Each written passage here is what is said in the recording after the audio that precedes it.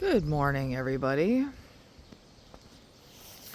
It's a day here in the North Woods. I don't know where the dogs went already. But I feel like, okay, I did watch a little of that frickin' cheating video. And not that I want to keep dwelling on that shit, but it really shed me in a light that I don't know. I probably shouldn't even, but I had a lot of anger. And the point of this channel was for me to work out my stuff. And not that I really want to get into the dynamics of what that relationship was, but we have not been together for over a year. We try to do the friendship thing. And what it comes down to is, as much as he says he doesn't want a relationship, I don't believe that's true. Because what happens is we get close and then there's a wall. And that's no different than when we were actually together. He's got a real big problem with sex. I can't get to the bottom. Whatever. It is what it is.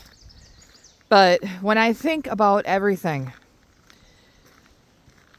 I come back to right at the beginning of this relationship. I knew there was an issue. He tried to say there wasn't with the sexual stuff. I could feel it. And I had even talked to my counselor about it. And even with my counselor's help, I went against all of my judgment and went along with this anyway. And I think at this point, I have so much anger at myself because when the red flags were going up, I didn't just get out. No, I let the feelings keep growing, and then eventually you're in love with somebody that's not even real. I have him painted. I still do. I haven't had him put up on a pedestal. We both have drinking issues. And, he stopped and cut himself off from the world. That's how he stays sober. And he's got all this clean time, so I put him up on this pedestal. And as this mark of good mental health. And that's not how it is. And I can't get that into my head. He's sober because he's avoiding everything. And I'm sober, but I still fall off the wagon, and it's something I don't know.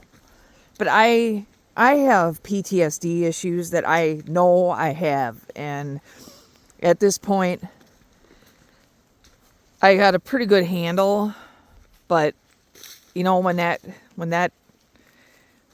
those PTSD, it's a lot different feeling than regular emotions. They seem so goddamn intense. And, and a lot of this is I think it is. It's a lot of my anger at myself. The first argument we got into, it was over us spending all of our time at his house. And I'd had enough. And when I tried to let him know as much, he wasn't going to listen to it because in his mind, everything's fine. Of course, everything's fine. He's not the one trying to keep their life in order from another location. And whether or not that location is only across the street, come on. It can't all go only one way all the time. And there again, when that first fight came up, it was a big red flag. And I could just kick myself because I completely ignored it, knowing that I shouldn't. This is a bad idea. And honestly, that fight and that initial fight was days long because of the silence, and he can't deal with a fucking conversation, because really what it comes down to is everything's going to go his way. And I kept thinking that I could deal with it. Oops, I think there's people down here. And bottom line is that I can't deal with it. And the fucking silence. You know what? Even in a friendship, and all I get accused of is I've got so much drama in my life. Dude, I've got a kid that's messed up on God only knows what. That creeps into my life. And at this point, this is the quietest my life has ever been. And then my dad died while we were together. When you're going through the death of a loved one, fucking A, it's drama. And I don't know how in the world you're not going to have drama. And you know what I remember is being left alone because he didn't like my behavior. And again, I tried to fit myself into this box. And meanwhile, there's no physical connection at all. If I want a hug, I got to go beg for it.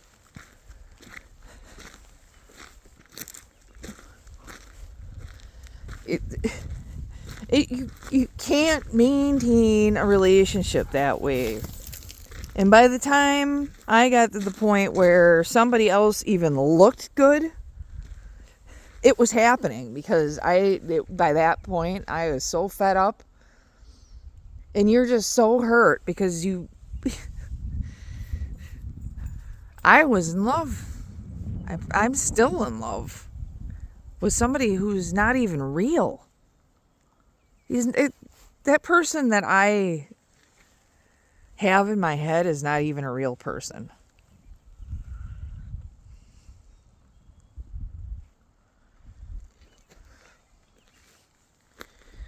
I have this incredibly loving, and that relationship was never like that. So, and now I feel like I've labeled myself as a cheater. And I kind of did it to myself. And the reason why I'm not taking the post down is because that's the messy middle. It's the messy middle. Anybody that gets into Brene Brown, you know, that I think we all need to take a good lesson on the messy middle.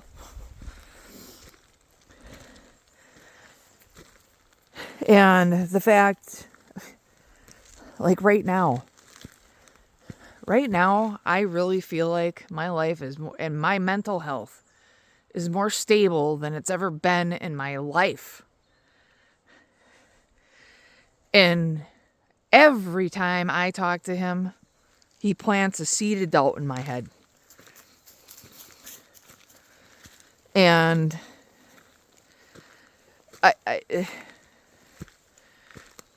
and it has more to do with these videos. Because you know what I did? I'm going to be 49 years old on Tuesday. And I don't have any friendships.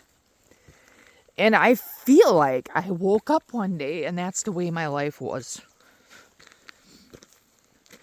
And that's a hard place to be. You know, when I take away all the drugs and alcohol and all those people that I thought, you stop drinking, man.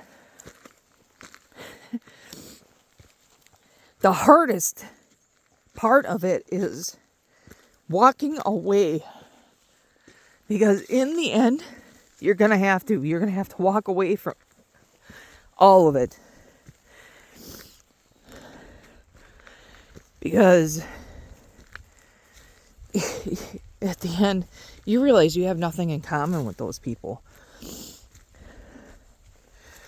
Even the people that quit drinking and don't do anything. They don't recover. They just quit. Which is where my ex is at. You know, he's got, 10, 11, whatever, hell, years it is, without any alcohol. But dude,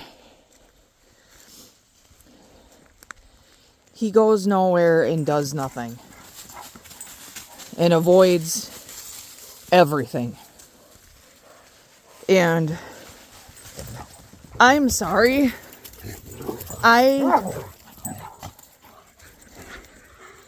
Drama is going to be a part of life. Shit's going to happen. That's out of your control. That's fucking life. And when I watch, because unfortunately, right now, that's what I do. I'm looking out that fucking window all the time. And I put shades up so I'm not looking. And literally, his way of maintaining his sobriety is avoiding emotions entirely. And that's fucking boring. It's boring. And not that I am out looking for drama, but Jesus Christ. Life has got to have something. And emotions, I guess I have come to that point in life where I can appreciate them. Because I think for a long time I thought, what the fuck?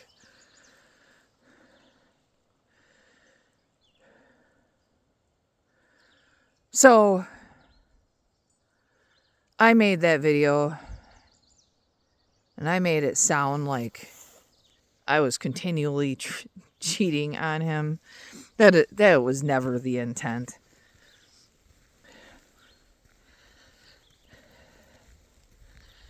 I went out on him twice. And the second time I knew that this is just not, we aren't. And me telling him and explaining to him that we just can't, we're not compatible. He wants somebody that has no emotions. Honestly, he don't want anybody. Let's be real. He has got himself in that freaking, I don't need anybody. I'm good alone. You know what? If you think your life is so fucking wonderful, then have it. Don't text me. I gotta learn to be the gray rock.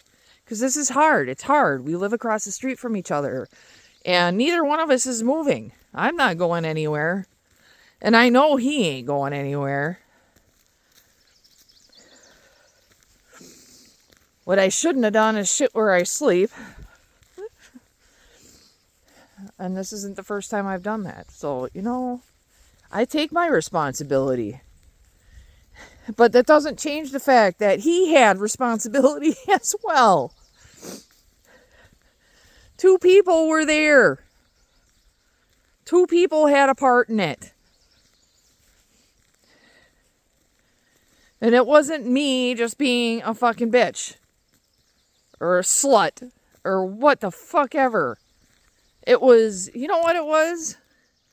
It was after 2 years of being controlled with no intimacy, me begging for what little I got. You get to the breaking point and you think you're going nuts. So you do crazy shit that you would never do. I feel so horrible.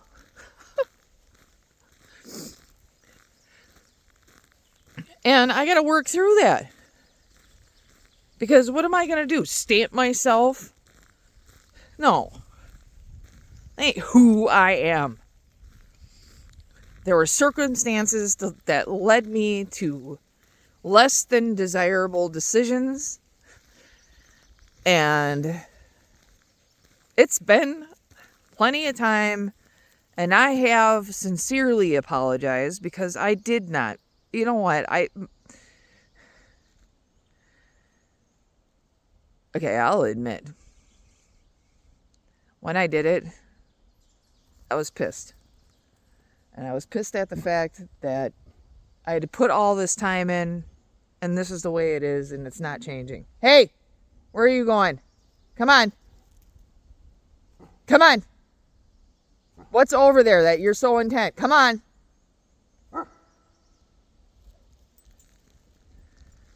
All right. He's coming back. Anyway.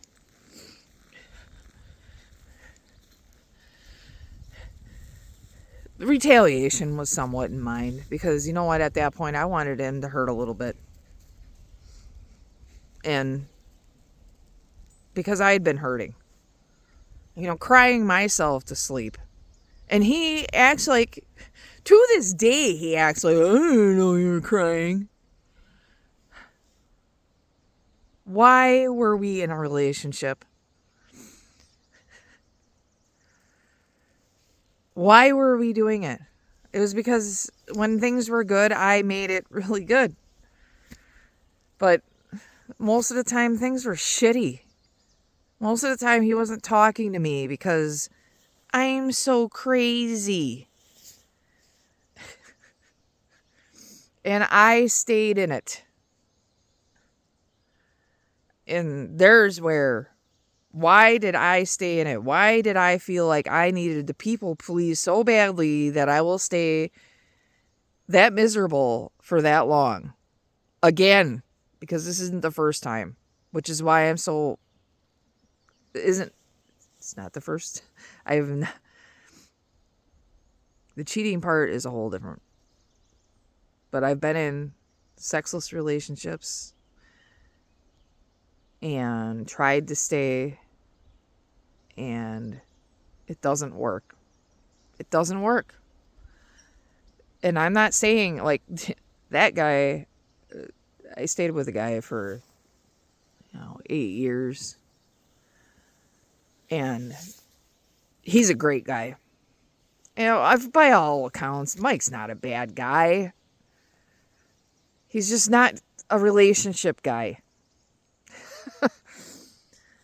And a lot of my anger got directed at him just because. Why did you get into this if you had no intention on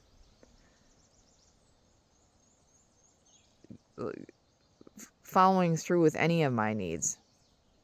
I mean, why would you do that?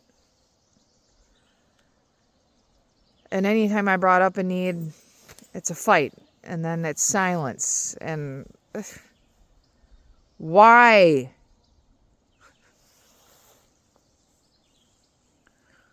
Why do I stay? Why do I feel like I need to, if I can't keep, after 2 years, I couldn't color in his lines, I'm never going to be able to.